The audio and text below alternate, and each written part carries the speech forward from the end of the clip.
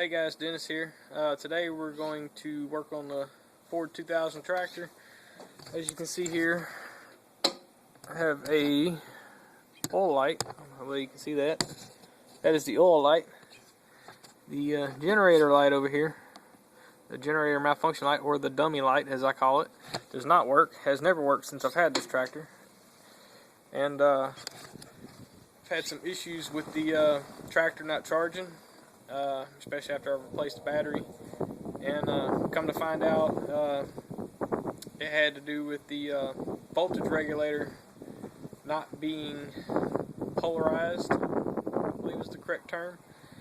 And anyway, so if that light bulb would work, I would have known that the generator wasn't charging. Now I do know, because I've had this off before when I replaced the fuel tank. Took this whole top off, steering wheel, everything. Took all that off. I do know the bulb is not even in there. It was actually broken off. The glass was gone, but the socket was still in there. And at the time, I did not buy another bulb. $7. That's how much the bulbs cost. $7 a piece. Down at my local Ford New Holland dealer. Went ahead and got two just to have a spare. I'm only going to replace the generator bulb. It's going to be a pain. I already know that. Because it was a pain the first time I did it. So, just guys stick around and I'll show you after I take these 4 screws out, which I believe this one's going to be the biggest pain. This gasket behind here is bad, and the retaining nut that's built into the gasket just spins. So, yeah, there's probably going to be some foul words said, I'm sure. So, yeah, y'all just stick around, and I'll show you how to get that off. Alright, guys, we're back, and here she is. The instrument cluster is out, and the bulb we're going to replace is right here. Finger is. This thing was a little bit fun getting out. 2 screws on the right came out just like they were going to. 2 on the left didn't. They're still attached right there. Now, in the process of this all, I had my arm snaked up under here, trying to feel them things turning back there. And little Mr. Red Wasp come out of the hole there. Let's just say I moved pretty quick. Well, after a can of brake cleaner up there, I hadn't seen hiding her hair of him. I did find his nest. It was pretty small. But, yeah, we ain't gonna have nothing to do with none of that. Now, I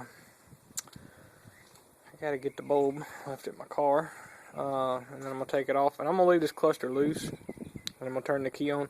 By the way, that reminded me, the key ain't gonna turn on, because I disconnected the battery. Safety first, right? Anyway, I'll get back to you in just a second. Alright, here's the bulb I should have replaced, or the box with the bulb in it. Should have replaced it months ago. First time I did this.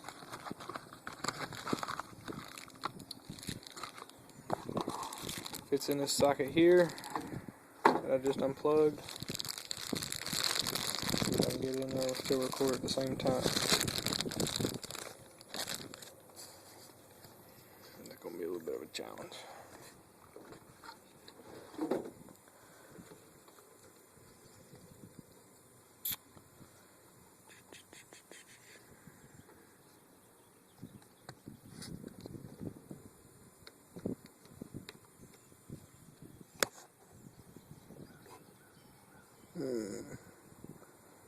How are we going to do this? Alright, y'all, the new bulb was in. Sorry, I needed both my hands to get that in. I'm going to reconnect the battery real quick. And see if the light comes on. Tighten that up in a minute, that'll be alright. Alright, here we go. Hey, we got a generator light now. Alright guys, I'll get back to you in a minute. I'm going to put these 2 screws in back here. I'm going to end up ordering this gasket that goes around just because I'm getting tired of it. I'm going to tighten down the battery and start her up. And more than likely the light's not going to go out, but we shall see. And if it doesn't, I will do my attempt of polarizing the field on the voltage regulator. Alright guys. Alright y'all, I'm back. Got the cluster on there, battery, clamp on tight. I'm going to try to start her up and see if that generator light goes out or not.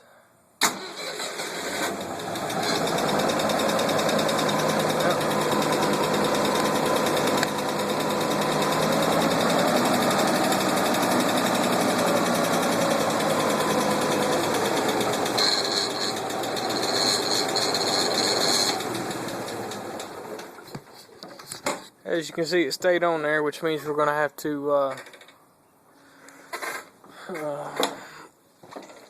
polarize the field on the voltage regulator, which is right here. Let me grab a light.